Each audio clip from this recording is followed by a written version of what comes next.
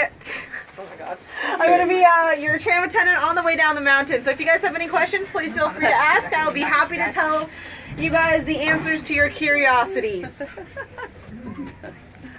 However, if there's no questions, I'm going to tell you guys a little bit about myself and my life here in Southeast Alaska, if that sounds good to you folks. Okay. Alright, so I originate out of Ketchikan, Alaska, so I'm actually Southeast Alaskan all the way through. I was a natural born fisherman, come from a long line of fishermen. So one of the very important things that I think that everyone needs to know is the 5 types of salmon. So that's what we're going to learn here today on my tram car. We're going to learn the 5 types of salmon.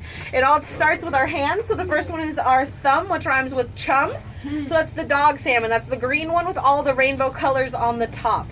Yep, not good salmon. Don't eat that one. We usually feed that one to our dogs, to be totally honest with you guys. The next one is our index finger. We poke most people in the eye with this finger, so therefore the sockeye or the coho, that's the red salmon.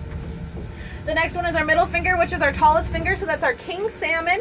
And the next one is my personal favorite, which is our silver, because of our ring finger. We put all our nice jewelry on there. The last one is our pink or our humpy. Now, ladies and gentlemen, I don't trust a fish with a hump, so I actually have never tasted it, but feel free to try it on your own time. Next, though, if you put all those fish together and you squeeze them together and you put your hand flat, you get a halibut. Ladies and gentlemen, that is not a type of salmon, but it's a good fish. The halibut, if you guys go to a fish and chips place and your halibut starts flaking, that means it's cod and you need to send that back. However, though, like I was telling you guys, I come from a long line of fishermen. So my Uncle Paul was actually a commercial fisherman. He worked in Ketchikan, and he actually caught one of the biggest halibuts I've ever seen in my life.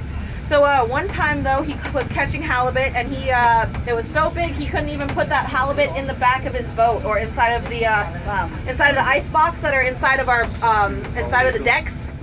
So what happened was he actually tied something to it and put it in the back of the boat, and then he was towing it back to the dock when he got attacked by 2 seals, and he ended up with just the head. Also, though, from my family, I might actually try to figure out how to bring that picture in, but there's a picture of my grandmother who was 6'3" in her time, and she was standing next to a halibut the same height as her who weighed 495 pounds. I've not caught anything that big yet.